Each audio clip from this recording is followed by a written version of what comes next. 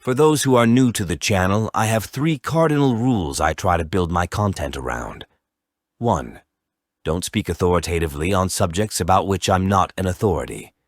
2. Don't talk about tired or controversial subjects unless I can add something new to the discourse. And 3. Never assert my own personal ideological, philosophical, or ethical principles as objective facts. Now, given that second point and how prevalent this topic is both on the internet in general and on YouTube in specific, you'd think it should be the very last thing on my docket.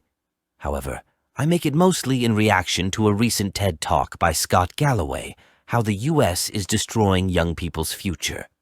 To give the briefest synopsis of my opinion on the talk itself, I think his analysis of the problem is spot on, though his solutions are 180 degrees from right. Essentially, the point that he lays out is that old people are hoarding wealth at the expense of the young. We can observe this by the fact that the wealthiest demographic is over the age of 70, and that said demographic owns about 40% of the wealth. And remember, that's just in the United States. I also agree with him that the reason this imbalance is allowed to not only persist, but grow, practically unabated, is because old people vote, and combined with an aging population means that their interests are overrepresented in government, which means their incumbency in asset retention, and thus their controlling stake in our nation's capital, remains not only unchallenged, but is made increasingly unchallengeable year after year. However, where I disagree is that his solution to the problem of over-encumbering government policy bearing down upon the young is to add even more government to the scale in the opposite direction, seemingly impervious to the concept that less is always more when it comes to intervention. The skilled carver carves little, as goes the old Taoist proverb. But then again, Galloway is still a college professor, so I suppose I really shouldn't have expected anything else. And of course, I'll leave a link to his video in the description for you to judge for yourself. But in any event, the reason I'm prompted to make this video is not to simply harp on the age-old libertarian talking points. No.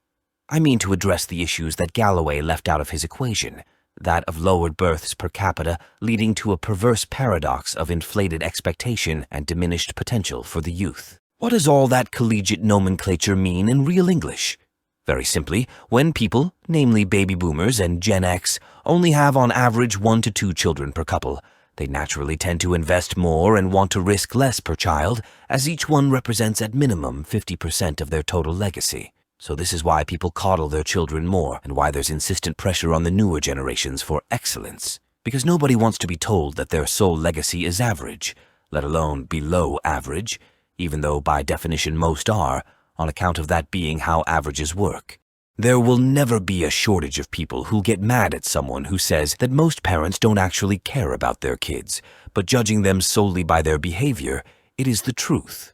When you lump all the inclement economic storms that disproportionately transfer wealth from the young to the old together with how parents tend to treat their children as prized cattle rather than the future inheritors of the world, it suddenly seems only too natural a recipe for a generation utterly unfit and unprepared to prosper the way their ancestors did.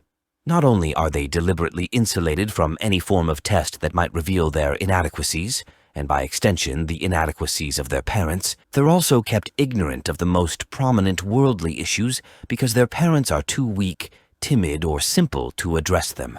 And so they are force-fed into a system that indoctrinates them into whatever ideal political fad is trending that generation. And then these same parents who refuse to take responsibility for their own legacy are all suddenly aghast when they learn what's been going on under their very noses.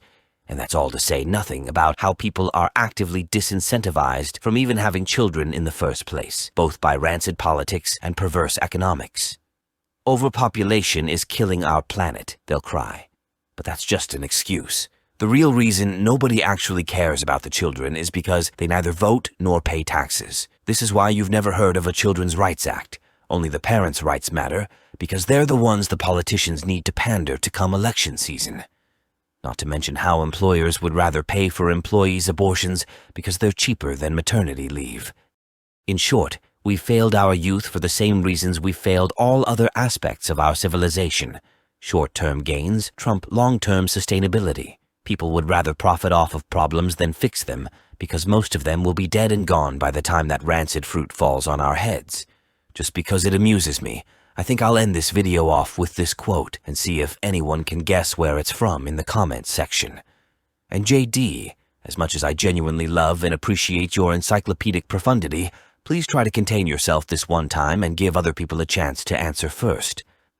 Anyway, to wit, the less the application of physical force is implied in manual labor, the more the labor of men is supplanted by the work of women. Divisions between age and sex become mere divisions of labor, each more or less expensive to use, depending on age or sex.